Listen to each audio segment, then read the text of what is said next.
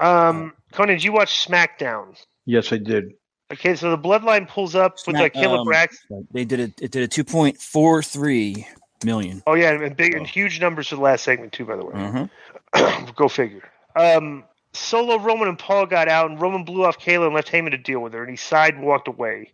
The announcers were running. So the thread in this is what would Jey Uso? Is Jey Uso going to fall in line? That's what the announcers are talking about. Backstage, Paul Heyman nervously asked Roman Reigns if he had spoken to Jey Uso, and he said no.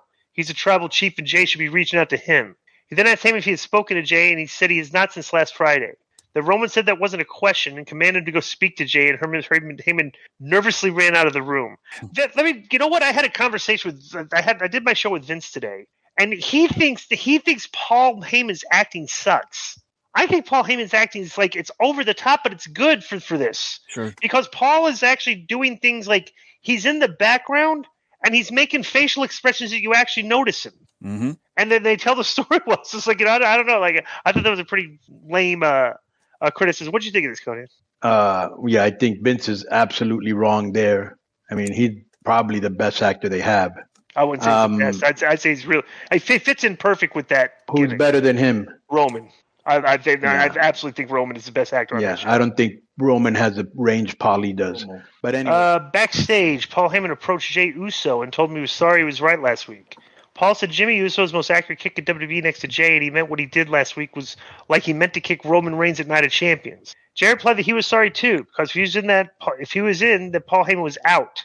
And Heyman stared at him and walked away. So Jey Uso keeps saying it's either me or you, and he's let Paul Heyman know that. So, yeah. All right, so Jey Uso walks backstage and runs into Sami Zayn. They exchanged looks. They did a look. They gave each other a look, and Sami walked away. This was great. Just looks, no verbiage. Yep. Roman carried his new unified championship, and Paul Heyman carried the other two. And Roman addressed Lexington and told him to acknowledge him. Immediately, Jey Uso's music hit. He headed the ring, and Roman told Jey that he knows what they want. They want answers. He asked if he was in or if he was out. And Jey paused briefly and told Roman to tell him. He pointed to Heyman and told Roman that was either him or it's me. Then after a pause, Roman told Jey that when he's tribal chief, he can choose who he wants for a wise man. He said that Paul is his wise man, not the Bloodline's wise man or Jey's wise man. This is excellent storytelling, by the way. Roman explained that he was only meant to get them to the promised land, and Jey was meant to keep them there. He said that's why they've been grooming him for 3 years. Made him the right-hand man and put him in position to be main event Jey Uso. Roman said the problem isn't the wise man, it's his brother. So Jimmy comes out and said that his brother isn't the problem, it's his cousin. He asked him whether he believes the garbage coming out of his mouth or his brother. Roman responded and said it took them 10 years to get them on WrestleMania, and since they've been with him, it's been every year. Roman then prompted Paul Heyman and asked who was the only one who had a problem when they made Jey the right-hand man. And Heyman revealed it was Jimmy. Jey asked him if it was true, and he said yes. He paced around and asked Jimmy if he's been doubting him this whole time. And Jimmy said he was looking out for him. Jey brought up that their entire lives they thought they were competing against Roman, but the reality is he was keeping up with Jimmy. He recalled him being prom king and being voted most likely to succeed. I wonder if that's true. Look that up to see if that's true, Joe. If Jimmy Uso I think it is. I think it is because they showed a picture of him as a prom king. Really? Yep. So Jimmy looked depressed, and Jey said a blessing happened in disguise. When Jimmy got hurt, he stepped up. He made it in SmackDown and pay-per-views, and that now they know him as a right-hand man, and that's because of Roman Reigns. He told Jimmy that he was out, and guess what? He was out too. He turns around and kicked Roman right in the face. Then Solo got mad and went after them, and they kicked Solo too. Then Heyman looked disgusted, and Roman angrily got back to the feet when they were leaving the ring, but they both turned around and double super kicked him and flattened him and closed the show. And then Jimmy and Jey Uso celebrated and put the ones in the air. Excellent finish to the show. Well, what did you think of this? This was incredible. This has been 3 years of build-up, and this has been a masterclass of storytelling that still ain't done. Right. You know, and I like you said, the verbiage was great. You know, the problem is not your perfect sense. Right. Right. The problem is not your brother; it's your cousin. It took 10 years to get here, and you've been in the WrestleMania ever since. And the tribal chief, I love when he goes, "You're meant to lead, not just not yet." You know. And then when he goes, "I'm out." Remember at the end when he goes, "I'm out." What else did he say? He goes, I'm out. He goes, "You're right." He said, "You're out." To Jimmy. You're out. and I'm out Yeah. too. Yeah. Right. That's right. He goes, you're out, and I'm out too. Bang. Yeah. And then the double. Then they hit Solo, and then they hit him again, and they both sold beautifully. This was great, and they pulled up the ones, and the people were with them, bro. You Have got they two announced- red hot baby faces. Yeah. Have they announced Roman and Solo versus the Usos for the show, the pay-per-view next week? This weekend?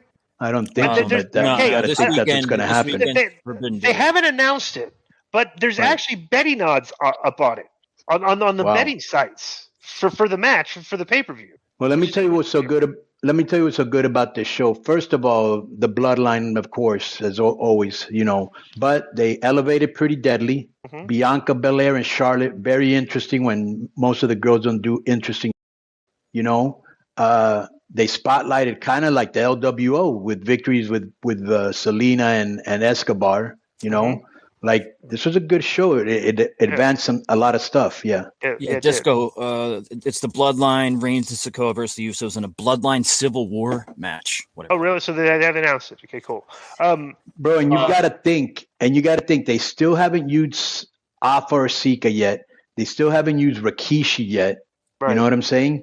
Right. And there might be a chance in the future Rock might show up. So I mean, there's a lot of what's the guy from MLW? Fatu. Yeah. All right, I Jacob. mean, he's with MLW, but he's down. Yeah. Because you see that's what John Cena posted on his Instagram. What? Yeah, on the screen there, a picture here. of LA Knight. That's the post. Like John Cena posted that. That's like LA Knight, just like I posted. Here's that, like John Cena is basically saying LA Knight is the guy. Like push this man. Yeah. What do you think of that? That John Cena. He's right. He's right. Yeah. I mean, when Cena's basically sitting there saying, hey, dude, don't screw this guy up. Right. He's hard to screw up too because his promos are great. But Well, he's charismatic. yeah, SmackDown's a good show, and once again, and this is one thing that we've always been a good gauge on. We said it was a good. Sometimes we say the show is mediocre, and the numbers usually aren't that good. The show this week was good, and the numbers were good.